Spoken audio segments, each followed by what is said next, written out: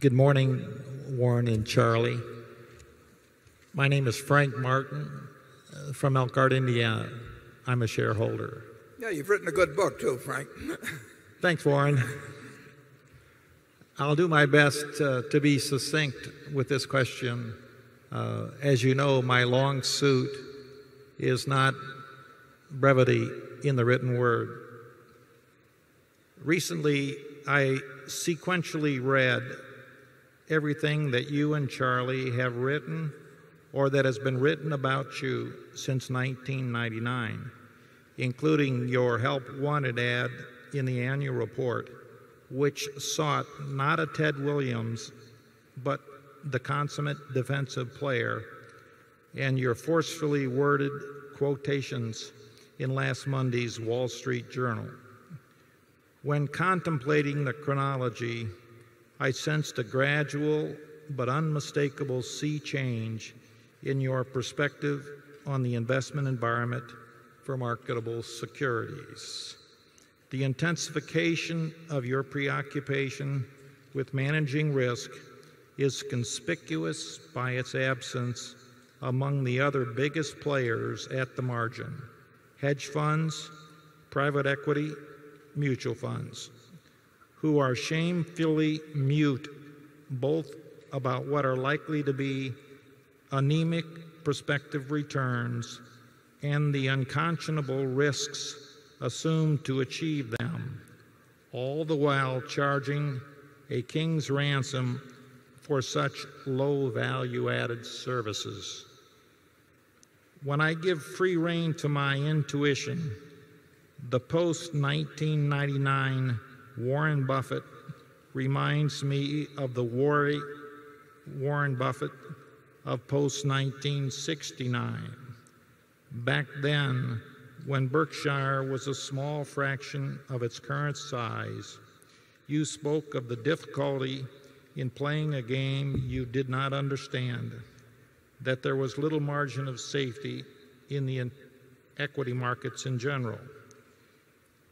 You weren't forecasting what in its own time became the bear market of 73, 74, but you were surely intuitively aware of what Greenspan years later has repeatedly warned: the inevitable day of reckoning that follows long periods of low equity risk premium. Imagine yourself, if you are willing, cast overnight into a new role with a clean slate as head of the investment committee of a $10 billion pension fund. Today, would your decisions reflect the same risk-averse mindset that dominated your behavior in the post-1969 period? And might you anticipate that following all of this might appear opportunities that were as mouth-watering as appeared in 73, 74? Please explain, and I hope Charlie will weigh in on the subject as well. Thank you. Yeah, Frank, when I close up the partnership, if I'd had an endowment fund to run then, the prospective return, and actually I wrote this in a letter to my partners that I'd be glad to send you a copy of. The prospective return, and I was looking at them as individuals on an after-tax basis, was about the same, I felt, from equities and from municipal bonds over the next decade. And it turned out to be more or less the case. I would say that I do not regard that as being the same situation now.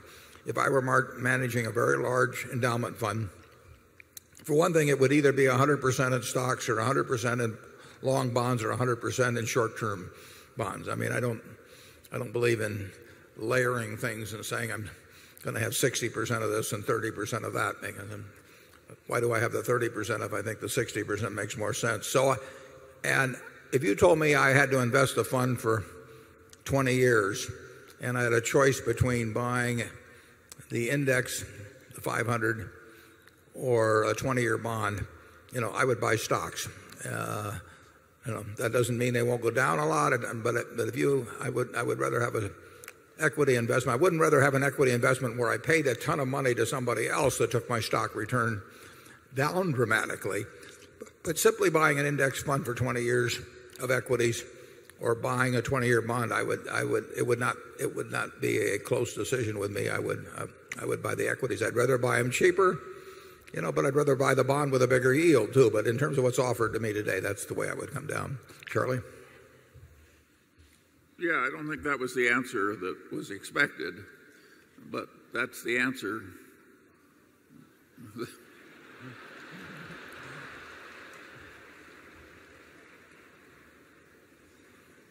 That doesn't have a thing to do with where we think stocks, or we don't think at all, but where stocks could be or bonds could be. We don't have the faintest idea where the S&P will be in 3 years or where the long-term bond will be in 3 years.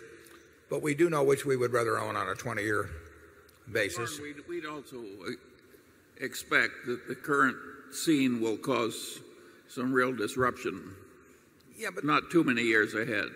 That's true, but if you go back 100 years, you can almost say that, at almost any period, and you will get disruptions from time to time. And it's very nice if you have a lot of cash then, and you have the guts to do something with it. But predicting them or waiting around for them, that sort of thing, is not our game. And I mean, we bought $5 billion worth of equities in the first quarter or something like that. And, we don't think they're anything like. Well, they're not. It'd be a joke to even compare them to 1974 or a whole bunch of other periods. But we decided we would rather have them than cash, or we would rather have them than sit around and hope that things get a lot cheaper. We don't spend a lot of time doing that. You can freeze yourself out indefinitely. So anytime we find something what we think is intelligent to do, we just do it. And we hope we can do it big. Number 7.